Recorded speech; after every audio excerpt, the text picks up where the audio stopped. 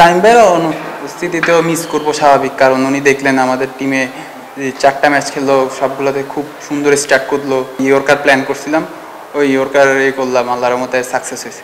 অবশ্যই পেস বলে 6 মারতে বেশি ভালো লাগে, বেশি এনজয় করেছি হচ্ছে লাস্ট ওভারটা একটু বেশি এনজয় করেছি, একটা প্রেশার ছিল। আসলে আমাকে আগের থেকে সৌরভ ভাই বলে দিচ্ছে 20 নাম্বার ওভারটা আমাকে করতে হবে, ওইভাবে রেডি থাকতে বললো।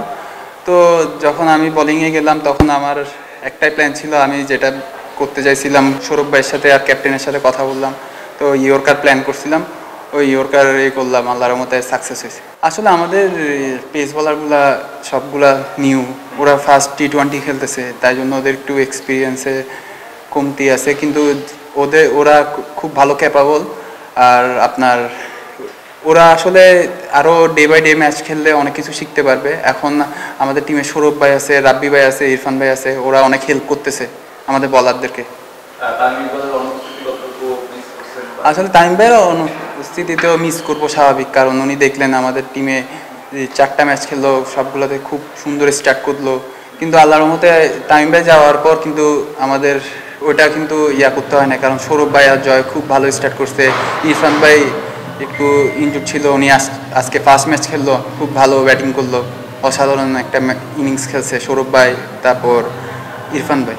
না অবশ্যই আক্ষেপ তো, এক রানের আক্ষেপ তো অবশ্যই রয়ে গেছে, কারণ যে ইনিংসটা খেলেছি হয়তো বা ম্যাচ জিতলে হয়তো বা এটা কার্যকরী হতো। আমার কাছে মনে হয় যে এখন এটা অবশ্যই কার্যকরী না, কারণ ম্যাচ আলটিমেটলি আমরা ম্যাচ হেরিয়ে গেছি। ম্যাচ হয়তো বা যদি জিততে পারতাম তাহলে এটা অন্যরকম হতে পারতো। অবশ্যই হ্যাঁ, এটা অবশ্যই বুস্ট আপ করবে।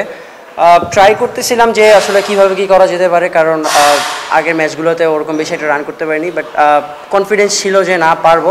হ্যাঁ অবশ্যই এই রানটা অবশ্যই কনফিডেন্স দিবে। হ্যাঁ অবশ্যই আমার কাছে মনে হয় যে আমরা একটা ম্যাচ বাদে আমরা যে 3টা ম্যাচ লুজ করলাম, আমার কাছে মনে হয় যে সবগুলোই ক্লোজ ম্যাচ ছিল। হয়তো বা যদি যেটা বললেন যে আনলাকি, যদি লাক হয়তো বা কাজ করতো তাহলে হয়তো বা অন্যরকম রেজাল্ট হতে পারত।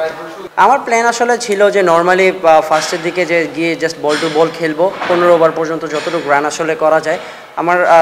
আমার প্ল্যান ছিল যে 15 ওভার পর্যন্ত ঢোকার পরে যদি লাস্ট 5 ওভারে যদি 50 রান লাগতো, আমাদের যেই নিচের দিকে ব্যাটসম্যান ছিল, আমার কাছে আমাদের কনফিডেন্স ছিল যে ওই 50 রান আমরা নিতে পারবো ইজিলি। হ্যাঁ অবশ্যই ব্যাটিংটা অবশ্যই এনজয় করেছি, ফার্স্ট টু লাস্ট এনজয় করেছি, বেশি এনজয় করেছি হচ্ছে লাস্ট ওভারটা একটু বেশি এনজয় করেছি, একটা প্রেশার ছিল, বাট ওই জায়গাটা রিল্যাক্স থাকার ট্রাই করেছি, এনজয় করেছি ওই লাস্ট ওভারটা।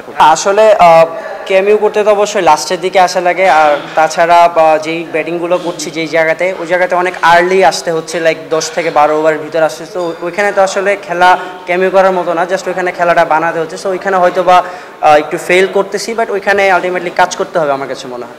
কার বলে স্পেসিফিক্যালি এমন তো কেউ নাই আসলে, বল দেখে আসলে ট্রাই করি যে হয়তো সিচুয়েশন অনুযায়ী আসলে ট্রাই করি। অবশ্যই পেস বলে 6 মারতে বেশি ভালো লাগে।